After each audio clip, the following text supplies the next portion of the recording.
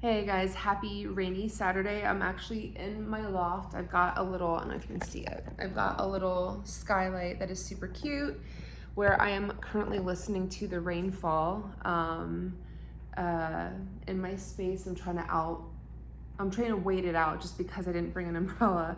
But I wanted to do a reading today from my loft space. And also I am giving some Shannon Tate today with his hair, sans the pregnancy and the murder, hopefully. But that said, I wanted to talk about the ego today. I have been speaking with a bunch of people. I read today and I read yesterday and I read tomorrow and Monday. It's gonna be a busy couple weeks. But I've been reading for a lot of people where their readings ask for them to reevaluate their ego altogether and do the work. And when I say the work, I mean capital W. That means shadow work, therapy, divination, diving deeper into your spirituality, but basically trying to get you out of here and your body, mind and body, and up into your higher self, right? And a lot of that takes the divestment of ego. There is a lot of new therapies out there available to us, including ketamine treatments or therapies where we really truly, microdose and walk away from the ego to figure out what's the bigger, reason of me being here, what's my bigger purpose, how do I let go of all the bullshit that my parents piled on me, like that kind of shit. There's a lot of really valuable stuff out there. But doing the work is also really stressful, and it is could be very painful. It's almost like a little bit like the 12-step program too, like you could apply it to that. But it's really taking a look at yourself and saying all the things that bother me, whether it's about body shit, how you look, lack of power coming from a place of lack altogether, or just not believing in yourself in general. All of those things come with time and work on yourself. And if you're really doing it right, you truly are moving along in your evolution and ascension.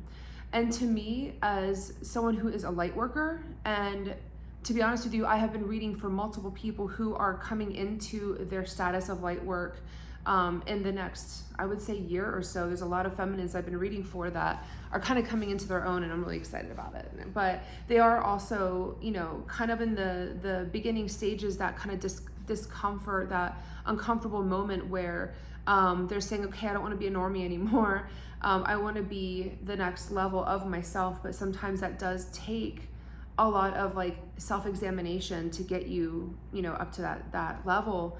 And I will say this, and I think I just talked about this the other day, but once you really do invest in yourself and invest in the work that it takes to really look at yourself, and this is something I have been doing for a while nonstop, but to be honest with you, ever since I kind of started my journey in 2021 with my spirituality, I've done a lot of work around figuring out who I am, what I bring to the world, my purpose.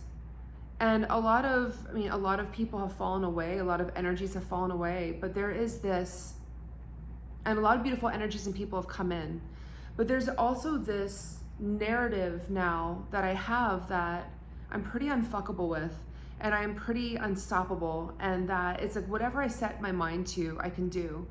And the one thing that I keep thinking in the back of my mind is that we are not even kind of encroaching into it, but we are sleigh riding straight into a political climate where if it goes the way that I fear it's going to go, people like me will be the first ones to be shut down.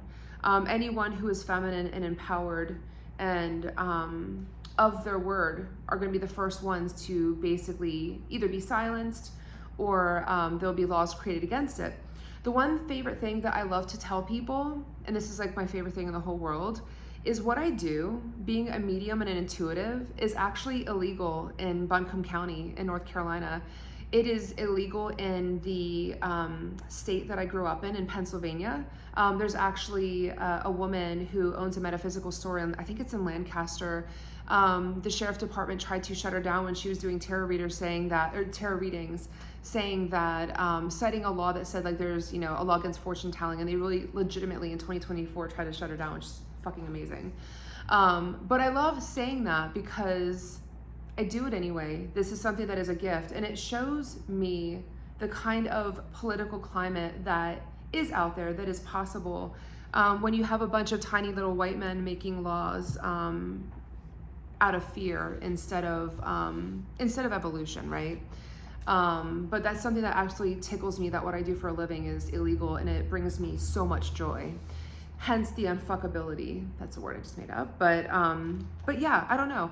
So I think my reading today is just about, how do you divest of ego? How do you get beyond the 3D and what you've been shown about yourself? You know, it's like we're all brought up in the world to be hyper aware of ourselves. And, you know, for masculines, that could be like, oh, how are you showing up in the world as a man? And it's like sports and, you know, toxic masculinity and all of that on that scale of things. And for women, we're kind of forced to compete against each other for partners, which I think is fucking wild, and not for work, like not for jobs, like, which is the healthy thing to do.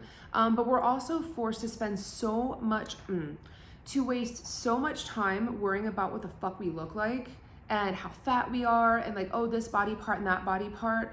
I don't talk about this as often, but like, I had an eating disorder when I was a kid. When I was a teenager, I had been fighting with my body for the longest time. And if I think about how much time I could have gotten back if I was worried about other shit and diverting some of that energy from like trying to exercise to get myself thinner to actually getting myself to my purpose a little quicker. I mean, I got to my purpose pretty fucking quickly, but my first purpose.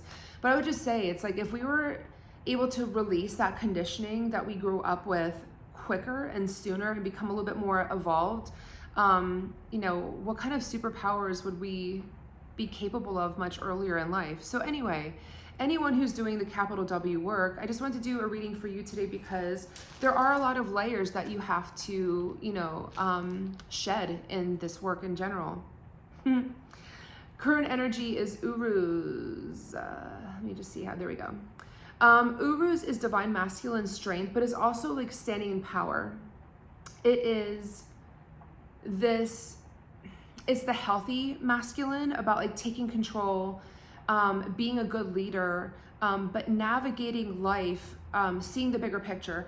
The one thing I always like to talk about is in the tarot deck, in the Rider-Waite or tarot deck, essentially, there are suits, and, you know, let's say that there's like, you know, there's page of something, knight of something, queen of something, king of something.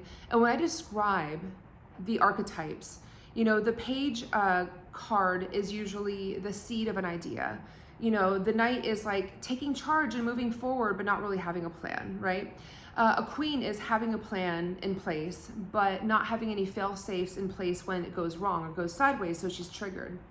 And then a king is having the plan in place, having the fail-safes in place, plans A through Z are all there.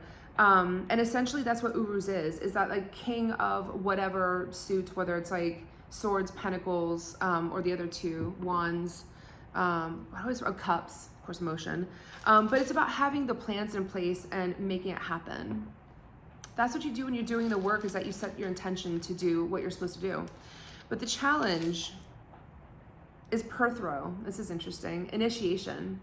How many times have you set out, like say for example, if you're stuck in a cycle and you know that you're in it, how many times do you put off doing the work around that awareness, Perthro, initiation?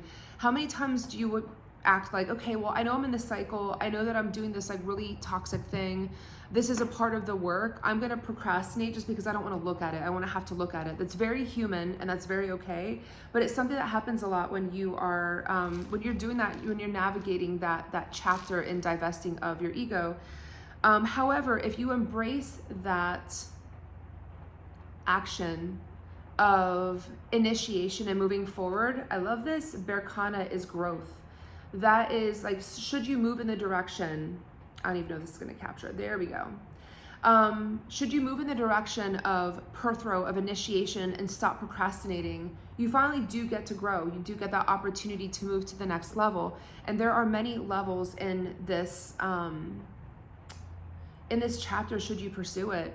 A lot of people, it's really obvious when you are out in the world and you sit in front of people who have less evolution than you, and it comes in many forms, from them being judgmental or rude or being focused on someone's image or how they appear or being competitive with somebody else in not a healthy way. you can tell it's pretty obvious that they haven't done the work. And so, if anything, if you are being confronted with that, usually it's an opportunity for you to kind of look at that person and be like, oh, I wish healing for them.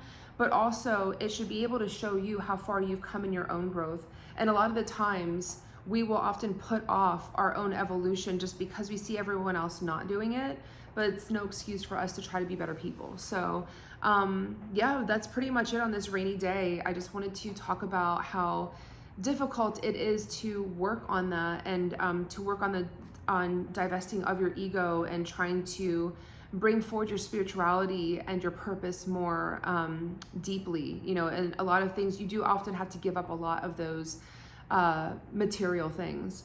But I hope everyone is enjoying their weekend, and yeah, I'm curious in your comments if anyone's doing the work or going through any particularly strange or stressful, or challenging moments in their evolution with what we just talked about in that topic. Take care and have a good one.